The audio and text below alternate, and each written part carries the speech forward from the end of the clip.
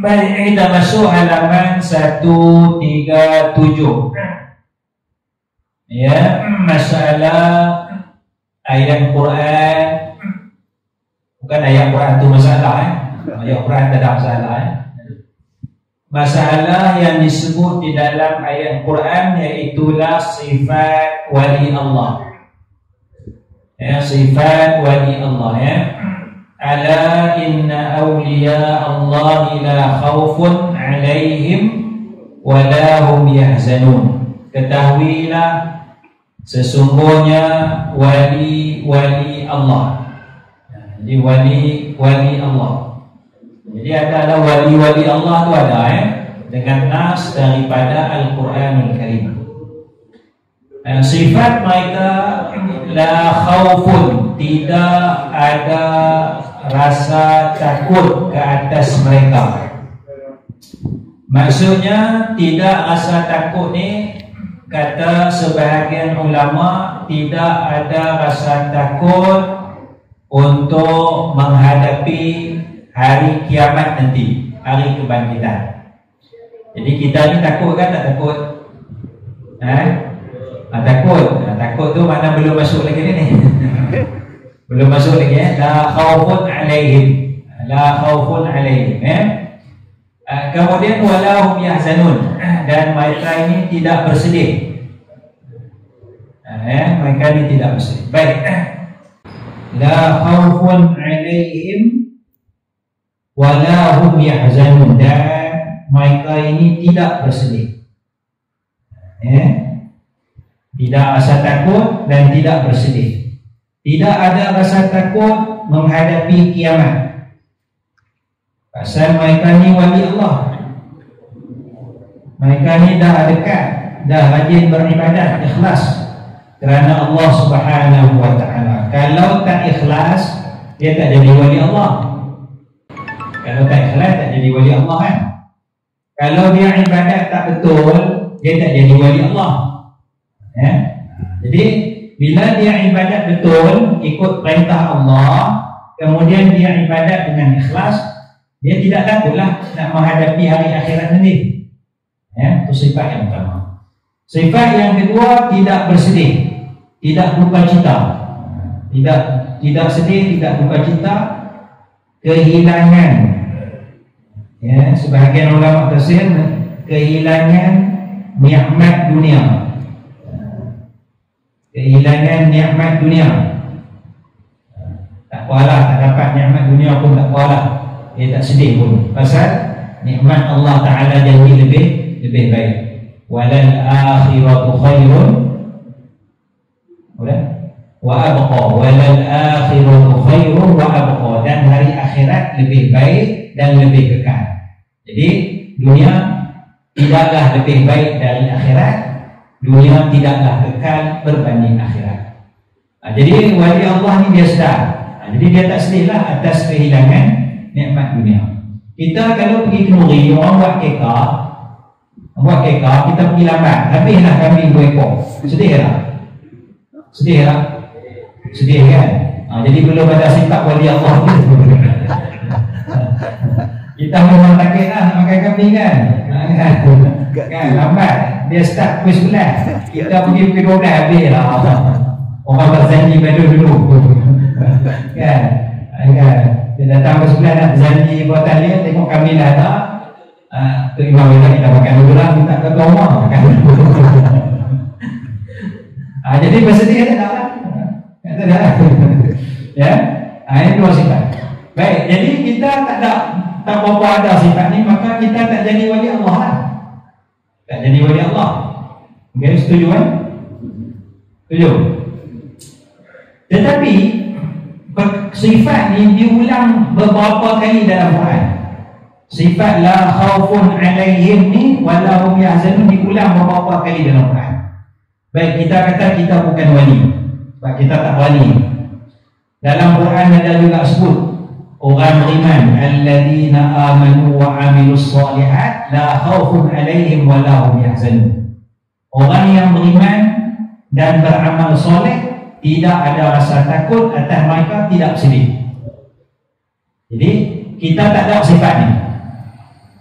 Jadi kita beriman tak? Apa itu? Aku tak berani. Jadi dalam Quran dia ada satu, ala inna awliya Allah. Kira wali Allah, kita tak berani nak ngaku, kita tak nak sifat ni. Tapi dalam Quran juga sebut orang beriman, alladzina amanu wa amilus solihat, dan orang yang melakukan amal soleh juga ada dua sifat ni. Jadi kalau kita rasa tak ada sifat ni, bimbang-bimbang kita ni tak ada iman. Bimbang-bimbang kita tak ada iman. Ya? Jadi ada iman, ada amal soleh, takut ada juga, tapi kadang-kadang okey, steady ya, tak takut. Kadang-kadang sedih, hilangnya makna, kadang-kadang okey dah. Mana ada juga sifatnya ada. Sifatnya ada. Pasal apa? Pasal kita ada iman, kita juga ada amal soleh. Baik, jadi dari orang beriman, amal soleh, ikhlas, dia naiklah darjah jadi wali Allah. Mana wali ni orang yang wali, orang dekat, dunum. Al-wali mana ad-dunum. Ya, dunum mana orang yang dekat kepada Allah Subhanahu wa taala. Yang dekat kepada Allah Subhanahu wa taala. Jadi kalau dia beriman sungguh, kalau dia beramal soleh, insya-Allah. Ya. Waktu dalam ayat ini sebut ala inna awliya Allah la khaufun alaihim wa la hum yahzanun. Okey. Kemudian selepas itu sebut lagi alladzina amanu. Sama ni. Alladzina amanu wa kanu yattaqun. Yattaqun ni amal soleh lah. Sifat wali itu Allah ni, tapi sifat mereka juga, mereka ni mesti beriman dan bertakwa. Beriman sama bertakwa makna melakukan amal soleh, patuh kepada perintah Allah Subhanahu wa taala.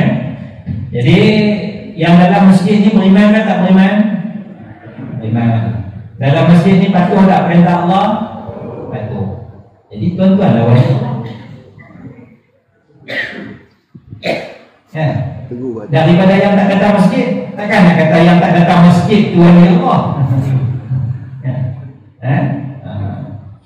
Jadi kata Imam Abu Hanifah rahimahullahu ta'ala, kata Imam Abu Hanifah rahimahullahu ta'ala, al-ulama al-amilun, ulama-ulama yang beramal, ya, ulama-ulama yang beramal itulah wali Allah.